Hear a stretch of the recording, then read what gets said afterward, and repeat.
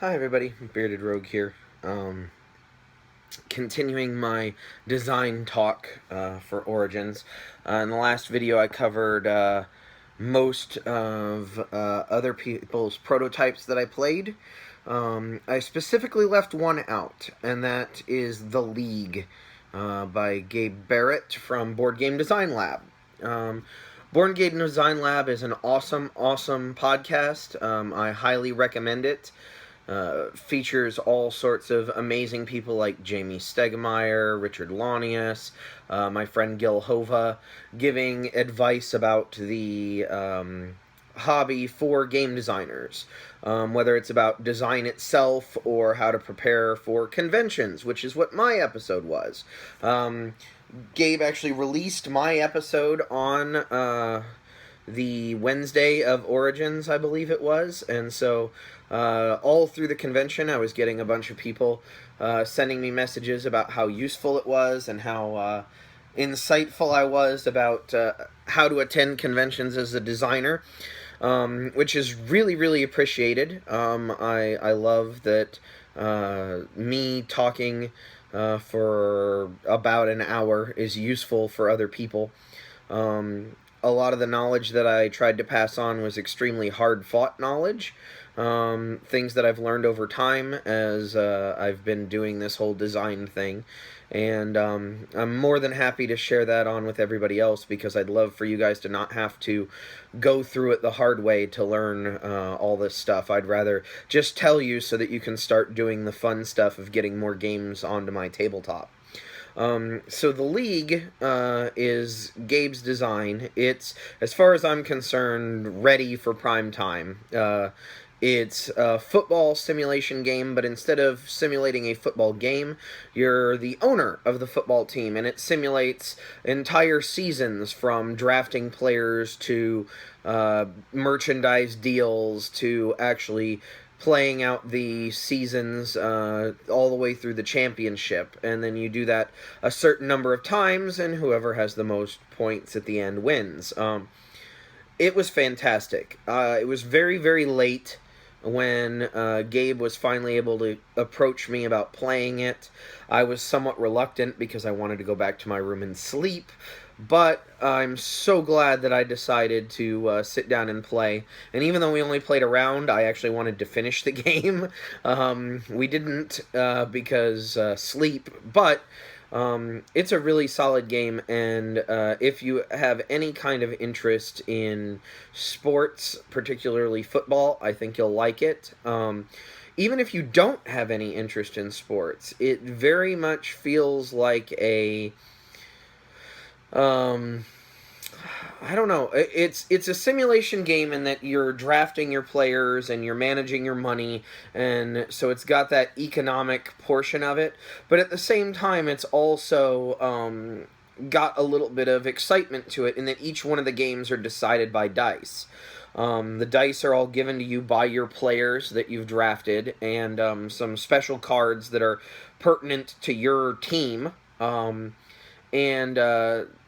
you roll against an opponent or against a fake team if you're not playing with a full complement of players, and you compare your offense dice to their defense dice and vice versa to see who has the highest score at the end, like, a football game.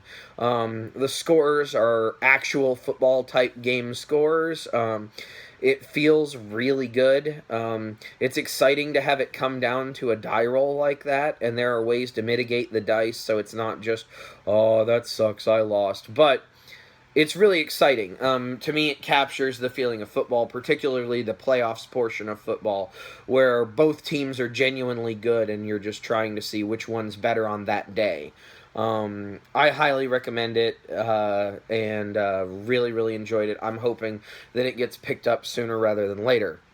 But I figured I would roll the Board Game Design Lab and Gabe's prototype all into this one, since the other video is about 30 minutes long.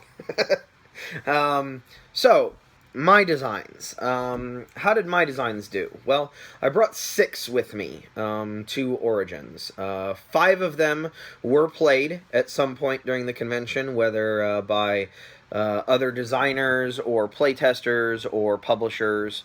So the only one that did not come out of the box is Dice Heroes. That one's been, I won't say shelved for a while, but it's been on the back burner for a while. And so it wasn't a high priority. I didn't bring it out. Nobody asked to play it. And it wasn't really pitch ready. But I had it on hand. The other four, however, all saw play at some point during the convention. So I'm going to go ahead and start off with Fire in the Library, my library game. As I said, I love library games, and so I designed one.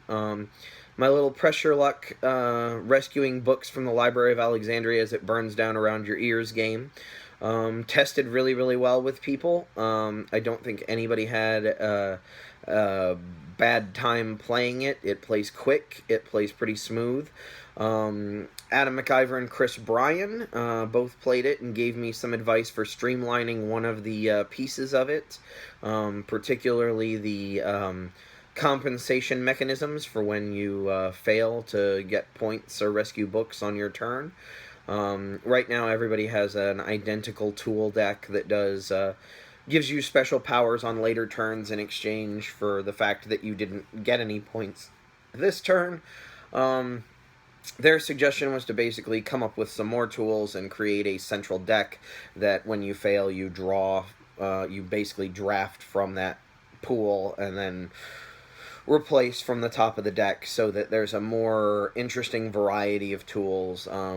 And I totally agree with that feedback. I think it's going to overall improve the game. The game functions as is, and I think it's fun to play. I think this will just be that little extra cherry on top.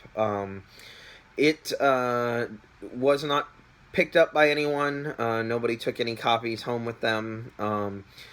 Several publishers did see it, and their feedback was basically either we already have a Pressure Luck game, or this won't fit our line. So I think it's, none of them were saying this isn't ready to be published yet, or this isn't at the stage where just a little bit of development and some graphic design and artwork would put it on store shelves. I think it showed very well. And I think I just need to find the right home for it. But that's Fire in the Library. Next one that I had is the game formerly known as 18 Tex-Mex. I say formerly known as that because while I think the pun is really cute and clever, it was pointed out to me that, of course, not everybody's going to get it. And one person in particular, Magibot, hates the way I name games, and as such suggested that I look at changing that one. So 18 Tex-Mex Taco Trucks is now Stocko Trucks. Because it's taco trucks and stocks, and as Maggiebot is correct in surmising, I'm not very good at naming things. Although I think Stocko Trucks is at least fun to say and gets the point across pretty quickly. We played it several times over the course of the convention. It was not officially pitched to any publishers, even though I wanted to make that happen. There weren't the publishers who I wanted to show it to. We were never able to make schedules meet up. I'm hoping to do a more formalized pitch video of it, and maybe send that out to some of the publishers who I would like to meet with at Gen Con to talk about it, but didn't get a chance to sit down with anybody. However, we did get to playtest the two-player rules, and the two-player rules were great. I really, really enjoyed the two-player game and the way that it worked. It uses, I won't say a full-fledged AI or a dummy player. It instead has some slightly different rules that give each player 1 and player 2 some more choices to make on their turn to make up for the fact that there isn't a player 3.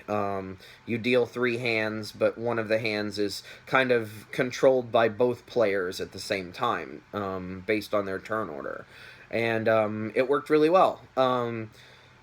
Everybody who played it seemed to like it. There were some issues theme-wise. According to some players, it didn't really feel like the theme and the mechanisms integrated. There's some mathiness to it. This seems to be a reoccurring problem with a lot of my games. And I'm going to try a couple of things to maybe see if the mathiness can be toned down. However, people who like mathiness in games really, really liked it. I got really high marks from people who I know like games like Power Grid.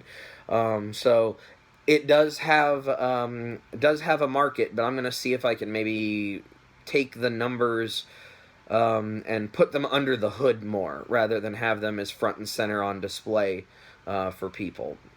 That being said, the game plays to completion every time. Players typically feel like they have pretty meaningful choices. I heard that 4-player is pretty chaotic, but I think in 4-player you're much more paying attention to the actual stock market aspect of it and who's investing in what than you are the manipulation of said stocks.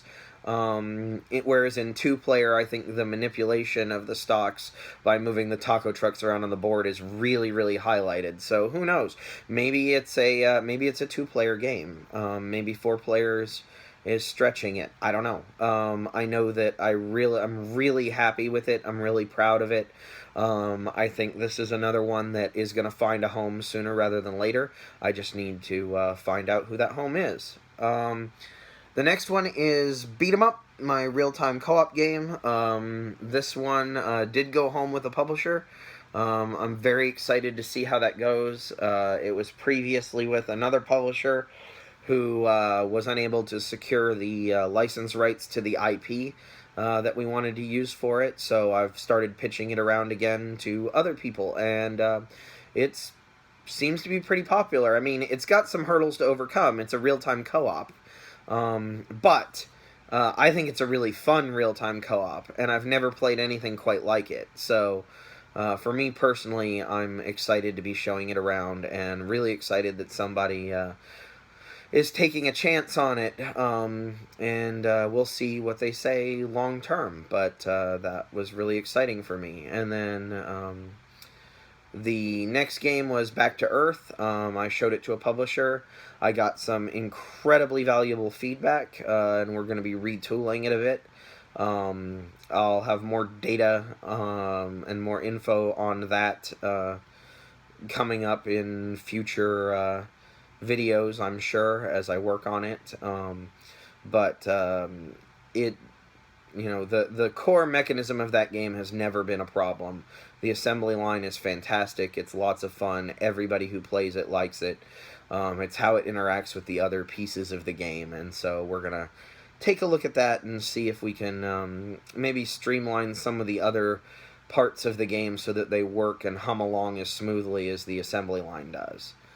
And then, let's see, that's those 4, and yeah, that's what I had on hand, those 5 games.